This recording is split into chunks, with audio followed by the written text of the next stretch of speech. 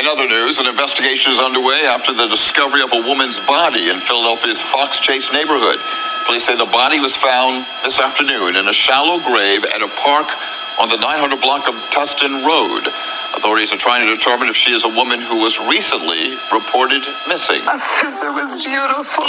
She was loving. She was giving. She was caring. She was there when you needed her. She was loyal. Melody Rivera's family is heartbroken. Their search for the 29-year-old mom did not end how they hoped it would. We looked for her for 6 days.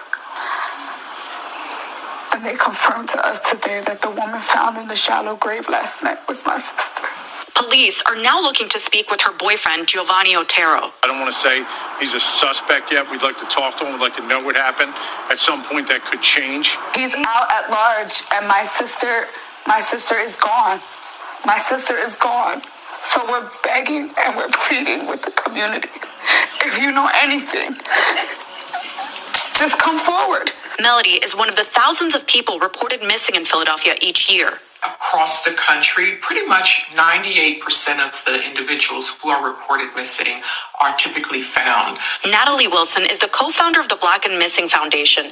It's a nonprofit that advocates for missing people of color. It's keeping accurate records as to how many continue to be, I hate to say it, lost. They continue to remain missing. A Philadelphia police spokesperson tells us that the department does not keep statistics on the number of cases that remain active. A scroll through the department's blog shows hundreds of missing person cases, including Rivera's, but it's unclear what happened to those.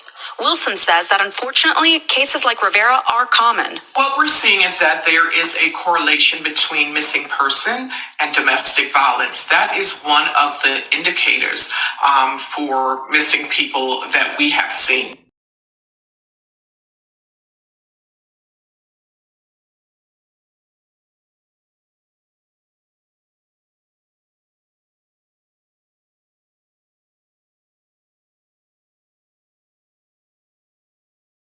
Welcome back to Crime Time Podcast. You see a holiday Halloween turned into a real life horror story for this family, as that was the last day this woman, Melody Rivera, who you heard's body was found in this shallow grave, and the police are on the hunt for her ex. And it's clear as day exactly what happened. You heard the reports there, and that's not anything new. Everyone knows this. If a woman in a relationship or in a marriage or something like that goes missing or is presumed dead, or in this case missing, presumed something bad happened, she was considered to be endangered. Her family had called the authorities, as her mom had FaceTime with her and knew something wasn't right. Like these situations, it's always the husband, the boyfriend, the ex. And you see that's exactly what's going on here. In the reports that I played for you guys, the police were talking about he isn't necessarily a person of interest right now. We just want to talk to him. It has been a situation that's been upgraded to a person of interest.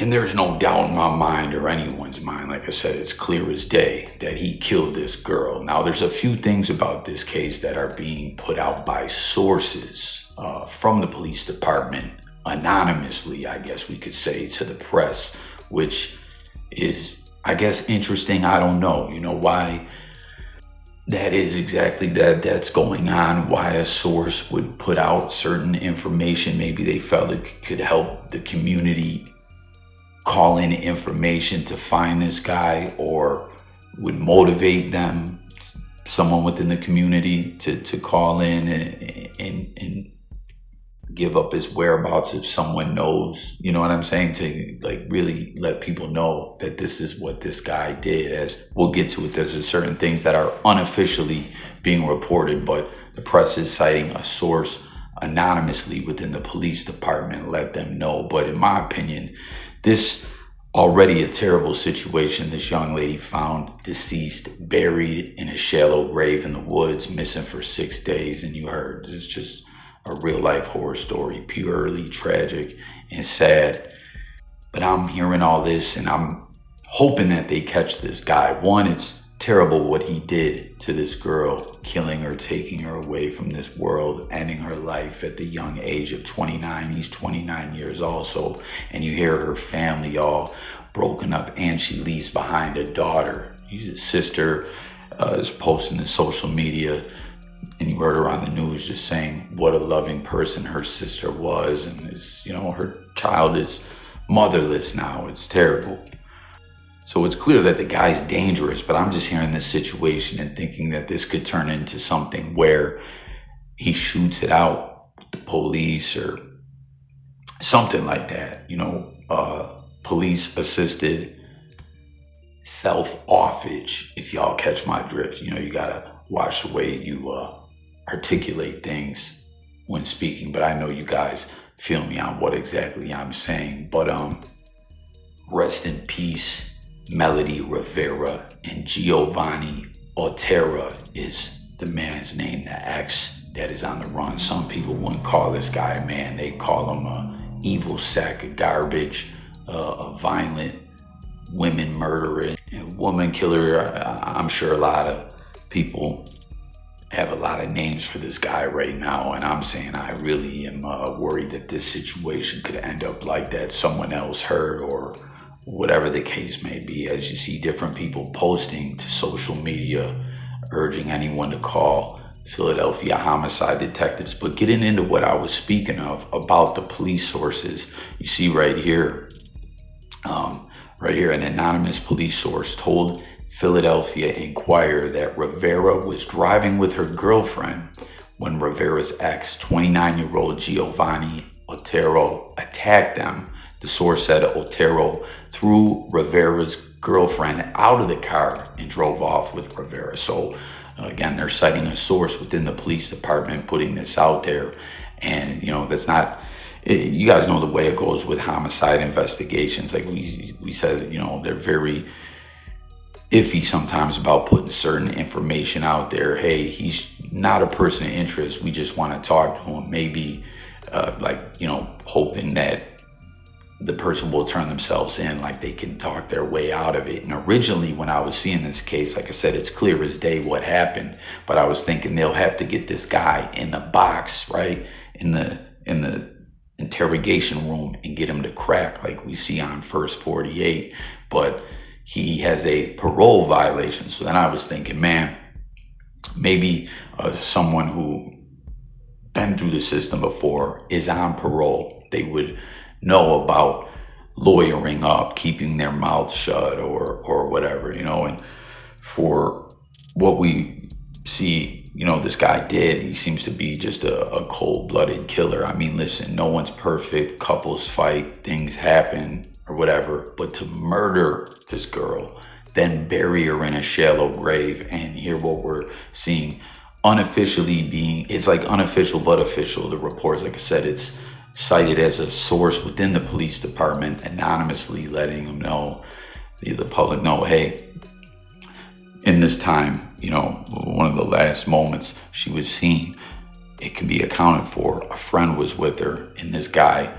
attacked them, threw the girl, she was with a friend, threw the friend out the car and drove off with this girl, and like I said, thinking, man, if they don't get this guy to crack, will they be able to pin it on him? Well, there's something else here that's reported that is, not official. It's being cited as a source, or I can't confirm it, is that the car was found outside of a junkyard days after the alleged abduction. This was according to a Facebook by one of Rivera's relatives. So that's something, that isn't official, but why would a relative lie about that? And again, it's clear to see what happened, but I don't think they're going to need him to crack, because the evidence here, if this is official, what this police source is saying, that Otero was on parole at the time Rivera vanished, and that his GPS ankle monitor led detectives to Rivera's body which was covered with twigs and leaves. So that doesn't even really sound like a shallow grave. It sounds more or less like he just covered her with brush and threw her in the woods. I don't know. It's just a horrific, heinous crime. But again, this is something that's coming out from an anonymous source. I'm sure it's the same source within the police department. And they're saying he was on parole. He had a GPS ankle monitor. It led them to the body. I don't know if, he cut it off. I mean, obviously he must have cut it off now because they can't find him. They don't know where he is, right? But was he wearing it during the abduction when he killed her? Did he cut it off and leave it with the body? That wouldn't be very smart, right? Or maybe they just went all the places that the GPS monitor went and he cut it off at a later time. But nonetheless, that led them right to Melody Rivera's body. RIP once again to her. Thoughts out to her family. But with all this being said, this stuff coming out from the police, and comment with your thoughts as to why you think they would put this stuff out there to the press, when again you see initial reports they didn't even want to name him as a person of interest. Then you got a source letting the press know, hey, he abducted her when she was with a friend. Hey, the car, well, that came from a Facebook report from a family. Remember, a Facebook post. Her car was found by a junkyard, but the whole GPS thing also coming from the police. It seems to me that they want there to be no doubt in anyone's mind as to what exactly happened. That anyone that may associate themselves with this guy, friends, family, anywhere where he would go to seek a place to hide out, would be like, man, you killed that girl. I don't want anything to do with you. Or, call right in on him, pull the okey doke. Okay, yeah, go get comfortable. I got you. And then call it in. You know what I mean? To really let people know this isn't up for question thing. He killed this girl. You know what I mean? Because oftentimes there's people that have committed heinous crimes and they end up going on the run, and the police track their whereabouts, where they're trying to figure out where they are. They end up finding people that helped hide them for a little bit, and people are like, oh, they told me this and that, they were being set up. And when information like that is put out, there's just no question as to what it is. Like I said, I mean, realistically, 9 times out of 10, the husband did it. The boyfriend did it. I mean, how much clearer can you get in this situation? In these types of situations, that's the theory that the police always operate on, regardless, until something within the investigation reveals otherwise. But this investigation just reveals more and more that he did it. He killed this girl. He's wanted on a parole violation, and hopefully someone turns him in or he's caught, because if you ask me, I don't know. This guy's clearly violent, a murderer, killed a woman he loved, which is effed up regardless, but he did it in such a way where he tracked her down and abducted her and then did what he did. And it's just, I don't know, if they don't get this guy, he could definitely kill again, decide to go settle any beefs or people settle any scores, beefs that he has, or just whatever, I don't know. This is a situation that I'm hoping and praying for this family, that justice prevails to the best in which it can, and they find this guy, and he's put through the justice system, and the family can see him get them years or get whatever's coming to him, rather than a police assisted suicide, self-offage, or him going out and doing more heinous crimes, killing others. This is a situation where all those stupid rules of the street about not snitching and stuff like that, which is corny. The older you get, it's like that stuff goes out the window, man. People want to have the best life for themselves and their families, and prosper and have good lives. You can't really live a good prosperous life if you're worried about street codes and stuff like that. But regardless, even with street codes, when it comes to crimes like this, they're not respected, you know? So hopefully someone calls in on this guy and he's brought to justice. It's really sad as well, as you heard those reports, and this is not anything that's not unknown or new, that very often media outlets, if it's not a white woman, it doesn't get as much coverage. I mean, just look at the news, look how it goes. This is just what it is. Why is it that way?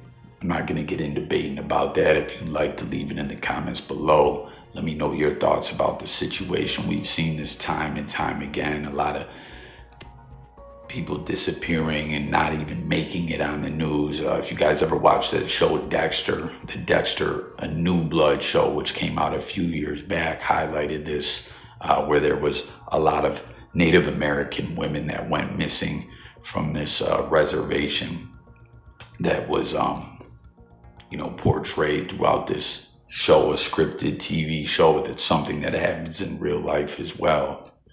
The media really needs to do a better job at covering these missing persons cases. Families just torn apart, not getting the proper news coverage, not getting the proper support from police departments, missing persons police.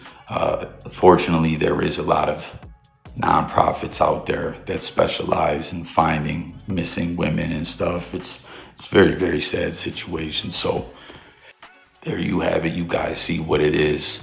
Horrific Halloween for this family in Philadelphia. Stay tuned for updates. Hopefully they catch this guy and he gets what's coming to him. Subscribe to the channel, join the discussion in the comments section below, and stay tuned for more true crime content.